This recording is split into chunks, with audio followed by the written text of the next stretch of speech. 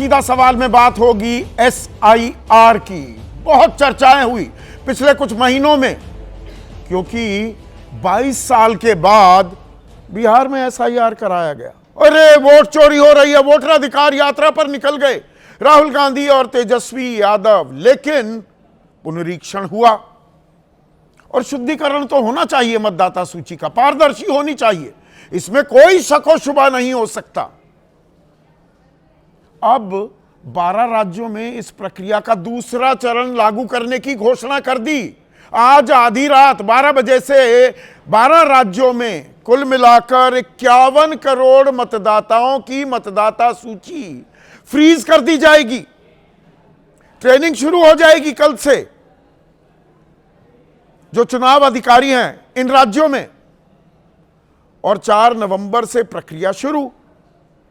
4 नवंबर से 4 दिसंबर, और उसके बाद 7 फरवरी को अंतिम सूची भी सामने आ जाएगी।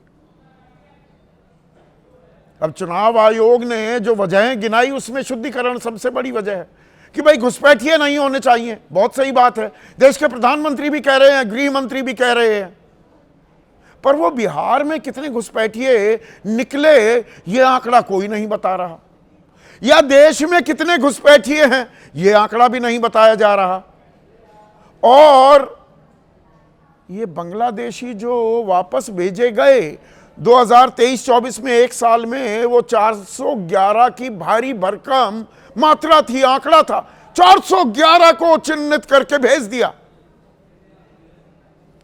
और दिल्ली से या गुड़गांव से जिन्हें भेजा जा रहा है, कलकत्ता हाई कोर्ट ने डंडा चलाया है, अरे भाई पश्चिम बंगाल के लोगों को बांग्लादेशी बनाकर भेज रहे हो, वापस लाओ। तो जहां एक तरफ इस बात में कतई कोई शक व शुबा नहीं हो सकता, शुद्धिकरण होना चाहिए, भारत कोई धर्मशाला नहीं, लेकिन क्या यह एक समुदाय विशेष को टारगेट करने की नीति है? अब यह मैं क्यों कह रहा हूं? पश्चिम बंगाल में तो SIR होगा, असम में नहीं होगा। दोनों जगह अगले साल फरवरी मार्च के दौरान चुनाव होने वाले हैं कि नहीं जी? वो असम में अपना NRC है, सुप्रीम कोर्ट देख रेख कर रहा है, तो वहां SIR की जरूरत नहीं है। यह ज्ञानेश कुमार ने ज्ञान दिया है। यह कितना आधा अधूरा ज्ञान है इसकी मैं तफसील आपके सामने पूरी पोल पट्टी खोलने वाला हूं। देवेंद्र फडणवीस महाराष्ट्र में कह रहे हैं कि नहीं, यहां SIR कराइए, और वहां निकाय चुनाव होने वाले हैं, 4 साल होने को आए। मार्च 2022 में खत्म हो जानी चाहिए थी प्रक्रिया, नई BMC बन जानी चाहिए थी, नहीं बनी। मुख्यमंत्री SIR मांग रहा है, वहां का चुनाव आयोग, प्रदेश का चुनाव आयोग कह रहे नहीं नहीं अभी नहीं करना, क्योंकि निकाय चुनाव होने हैं। 4 साल से जो चुनाव टले जा रहे हैं अब होने जरूरी हैं, इसलिए वहां पर SIR नहीं हो सकता। ये बड़ा सुविधाजनक हो रहा है क्या सब कुछ, और गुड कॉप बैड कॉप भी खेला जा रहा है कि जी देवेंद्र फडणवीस तो मांग कर रहे हैं, यह चुनाव आयोग का अपना अख्तियार है। यह दरअसल मिलीजुली कबड्डी भी हो रही है, और यहीं पर शंकाओं के जो बादल हैं वो उमड़ने लगते हैं। बिहार SIR में जो सवाल थे, क्या उन सवालों के जवाब मिले हैं? विपक्ष आरोप लगा रहा है कोई जवाब नहीं मिला है, पर प्रक्रिया चल भी रही है। ऐसे में आप और मैं, जनता जनार्दन, एक अख्तियार जो हमें बराबरी का हक देता है सबको, क्या उसके साथ छेड़छाड़ की जा रही है? आपकी राय क्या है? आपके सुझाव और आपके सवाल जो अब सीधा सवाल के अहम हिस्सा बन चुके हैं, उनका रहेगा इंतजार। तो जो बिहार में हुआ, अब बाकी 12 राज्यों में और, यानी कि देश की कुल 35% आबादी के साथ होने जा रहा है वोटर लिस्ट की समीक्षा। और समीक्षा तो होनी चाहिए, आखिरी समीक्षा 2003 में हुई थी, इसमें एक निरंतरता होनी चाहिए। तो चुनाव आयोग ये काम कर रहा है तो ठीक कर रहा है, पर ठीक कर रहा है क्या? आप कहेंगे दोनों बात कह रहे हैं।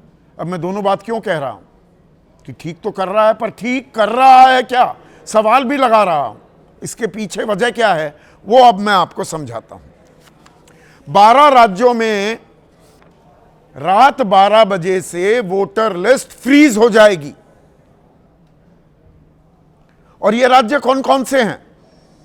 पश्चिम बंगाल, तमिलनाडु, केरल और पुडुचेरी। यहां अगले साल मार्च अप्रैल में या फरवरी मार्च में चुनाव होने वाले हैं।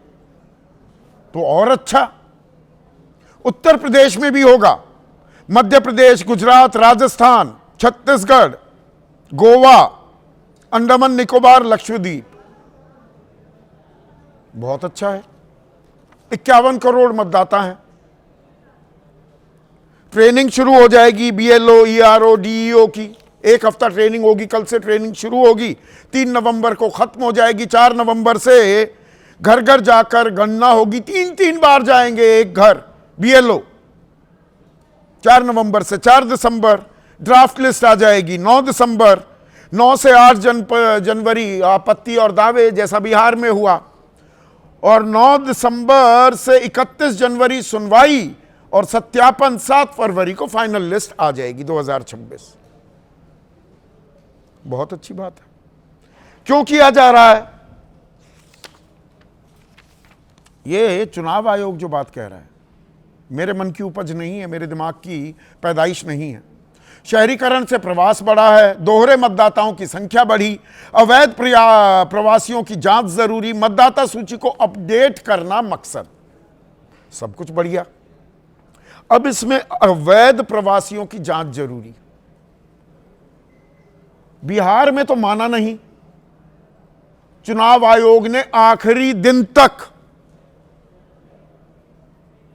आधार को पहचान पत्र मानने से इनकार किया। बाद में सुप्रीम कोर्ट ने कहा तो बिल्कुल अंतिम चरण में जाकर किया, जिसका कोई फायदा ज्यादा हुआ नहीं। अब कह रहे हैं कि हां, आधार भी एक दस्तावेज होगा, पर नागरिकता का पहचान पत्र नहीं मान्य होगा। पर नागरिकता तो आप तय करते ही नहीं है चुनाव आयोग। उस बात पर आपकी सुई क्यों अटकी हुई है? वो काम तो गृह मंत्रालय का है। गृह मंत्रालय बता दे देश में कितने घुसपैठिए हैं। यह जरूरी क्यों हो जाता है? क्योंकि अभी 2 दिन पहले गृह मंत्री अमित शाह क्या बोले, पहले उसको सुनिए। अभी तो चुनाव आयोग ने एसआईआर किया है, फिर से एक बार एनडीए सरकार ला दो, एक एक घुसपैठिए को चुन चुन कर देश के बाहर करने का काम भारतीय जनता पार्टी करेगी। एक बार फिर एनडीए सरकार ला दो, घुसपैठियों को चुन चुन कर बाहर निकालेंगे। तो 11 साल से किसकी सरकार है अमित शाह जी? मैं तो बिल्कुल ही कंफ्यूजन में हो गया हूं, कंफ्यूज ही आ गया। बिहार की धरती पर आपने ये बयान दिया। अब दर्शकों, देश में कितने घुसपैठिए हैं ये हमें पता ही नहीं। 2018 में देश के गृह राज्य मंत्री थे किरण रिजिजू, आजकल संसदीय कार्य मंत्री हैं। वो कह रहे थे चोरी छिपे घुसपैठ के कारण अवैध प्रवासियों का अनुमान लगाना संभव नहीं। उसके 7 साल बाद गृह मंत्री कह रहे हैं चुन चुन कर ढूंढ लेंगे। अब तक क्यों नहीं ढूंढे? लोकसभा चुनाव घुसपैठियों के बिना पर आप जीत गए क्या? और आंकड़ा पता नहीं, चलिए पहचान कर रहे हैं आपने जैसा कहा। तो 2023 अप्रैल 2023 से 31 मार्च 2024 पूरे 1 साल में बांग्लादेशी नागरिक जो भारत में घुसपैठिए के तौर पर रह रहे थे, उनकी पहचान हुई। कितनों की? 411। इन्हें वापस भेजा गया 411। 2015 से 2019 5 साल 1577 घुसपैठियों की पहचान हुई, बांग्लादेशी घुसपैठियों की। 2023-24 में दरअसल बांग्लादेशी घुसपैठिए तो 411 थे और नाइजीरियाई घुसपैठिए 1470 थे। पर यहां तो मुसलमान किया जा रहा है। और ये मैं नहीं कह रहा हूं, प्रधानमंत्री मोदी 22 अगस्त को बोले बोधगया में और 15 सितंबर को बोले पूर्णिया में। कांग्रेस और आरजेडी लंबे वक्त से घुसपैठियों का संरक्षण कर रहे हैं, लेकिन हर घुसपैठियों को जाना होगा। अब बिहार में तो नाइजीरियाई मूल के लोग तो नहीं पाए जाते हैं, तो वो मुसलमानों की ही बात हो रही है। 411 ही मिले। अब घुसपैठियों का आंकड़ा तो बिहार में चुनाव आयोग ने भी नहीं बताया,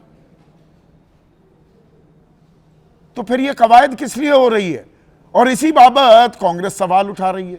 क्या सवाल उठा रही है, देखिए। आज ईसीआई ने, चुनाव आयोग ने 12 राज्यों में एसआईआर की घोषणा की है। अभी तक बिहार की एसआईआर के कारण और जो सवाल उसमें हम सब ने खड़े किए, उसका उत्तर नहीं मिला, जवाब नहीं मिला। अनेकों बार सुप्रीम कोर्ट को हस्तक्षेप करना पड़ा बिहार के एसआईआर को दुरुस्त करने के लिए। तो इन सवालों का तो जवाब ही नहीं मिल रहे। बस मुख्य चुनाव आयुक्त इतना भर कह के आगे निकल लिए कि अगर किसी बाहरी व्यक्ति ने कागजात बनवा लिए हैं, घुसपैठियों के बारे में क्या बोले, शब्द 6 सुना रहा हूं। ऐसी स्थिति में हम 2003-04 की एसआईआर का डेटा देखेंगे। तो भाई देखा होगा ना बिहार में, वो डेटा बता दीजिए कितने घुसपैठिए मिले। तो वो क्यों नहीं बता रहे? और इस सूची में भाई चलिए, राज्य चुनने का अख्तियार आपका, मैं इस पे सवाल ही नहीं उठा रहा, पर अगर पश्चिम बंगाल, तमिलनाडु, केरल और पुडुचेरी में हो रहा है, जहां अगले साल चुनाव हो रहे हैं, तो असम में भी तो होना चाहिए एसआईआर। और हिमंता बिस्वा शर्मा तो कह रहे हैं करवाइए भाई एसआईआर मेरे प्रदेश में, पर वहां नहीं करवा रहा है चुनाव आयोग। और उसके पीछे क्या तर्क हैं, ज्ञानेश कुमार का ज्ञान सुनिए गौर से। भारतीय नागरिकता कानून में आसाम के लिए नागरिकता के लिए अलग प्राविधान है। और दूसरा विषय यह है कि माननीय सुप्रीम कोर्ट की देखरेख में वहां पर नागरिकता की जांच का कार्यक्रम लगभग पूर्ण होने वाला है। ऐसी स्थिति में जो ये 24 जून का एसआईआर का ऑर्डर था, वो पूरे देश के लिए था, वो आसाम पर लागू नहीं होता, और इसलिए आसाम के लिए अलग से रिवीजन के आदेश जारी किए जाएंगे। अब ज्ञानेश कुमार ने ज्ञान तो दिया, आधा अधूरा दिया, और न जाने पत्रकारों ने इस बात पर घेरा क्यों नहीं। क्योंकि यहां तक कहना कि भाई नागरिकता देने का या तय करने का अधिकार अलग है, असम को यह अख्तियार है, बिल्कुल सही है। 1985 का असम समझौता हुआ था, उसके तहत यह हक दिया गया। वो NRC, national register of citizens, तैयार कर सकता है, बिल्कुल कर सकता है। यह प्रक्रिया दिसंबर 2017 में शुरू भी हुई। पहला ड्राफ्ट दिसंबर 2017 में आया, दूसरा जुलाई 30, 2018 को। इसमें 40 लाख वोटर अवैध घोषित हुए। फिर अगस्त 2019 को अंतिम स्वरूप एनआरसी का जारी किया सरकार ने। इसमें 19 लाख अवैध प्रवासी पाए गए। 6 साल पहले की बात है, 6 साल से भी ऊपर। इसमें मुसलमान 7 लाख थे, बंगला भाषी हिंदू 5 लाख, असमिया हिंदू 2 लाख, गोरखा 1.5 लाख, धार्मिक पहचान छिपाई 3.5 लाख, कुल 19 लाख। यानी कि 19 लाख में 7 लाख मुसलमान और गैर मुसलमान 12 लाख। तो इनको हटाओ। प्रक्रिया तो पूरी है, हो चुकी, मुकम्मल हो चुकी। 6 साल से इंतजार कर रहे हो, किस बात का? ठंडे बस्ते में डाल दी है पूरी की पूरी लिस्ट, क्योंकि जैसा परिणाम चाह रहे थे उसके उलट आ गया। और उससे भी दिलचस्प मामला है महाराष्ट्र का। भाई बिहार में तुरंत फुरत आपने मॉनसून में एसआईआर करवा दिया। न जाने कौन से सुरखाब के पर लगे हुए थे बिहार में, बिहार को ही पहले तय किया। महाराष्ट्र में क्यों नहीं कराया? तो कहा जा रहा है कि वहां का प्रदेश चुनाव आयोग जो है, स्टेट इलेक्शन कमीशन के अधिकारी कह रहे हैं नहीं नहीं, वहां पर अभी निकाय चुनाव होने हैं। अच्छा, बीएमसी की मियाद जो है वो तो मार्च 2022 में खत्म हो गई थी। मार्च 2022, 3.5 साल होने को आए, अभी तक चुनाव नहीं कराए। पर नहीं जी, अब जनवरी में कराएंगे तो अभी एसआईआर नहीं कराना चाहिए। क्या कमाल का तर्क है। महाराष्ट्र के चुनाव आयोग ने यह तय किया, यह सलाह दी ज्ञानेश कुमार जी को, ज्ञान के चक्षु खुल गए और रोक दिया। और देवेंद्र फडणवीस कह रहे हैं कि नहीं कराइए एसआईआर, और शुद्धिकरण होना चाहिए, बिल्कुल होना चाहिए मतदाता सूची का। तो असम में जो हो चुका है, 6 साल से हुआ पड़ा है, उसको तामील कर दिया जाए, जमीनी हकीकत में तब्दील कर दिया जाए, और महाराष्ट्र को क्यों महरूम रखा जाए। इसी पर आज हम चर्चा करने वाले हैं। ऐसे में आज का सीधा सवाल, एसआईआर करवाएंगे, घुसपैठियों का आंकड़ा नहीं बताएंगे, और शुद्धिकरण जरूरी, असम महाराष्ट्र में क्या मजबूरी, वहां क्यों नहीं करा रहे।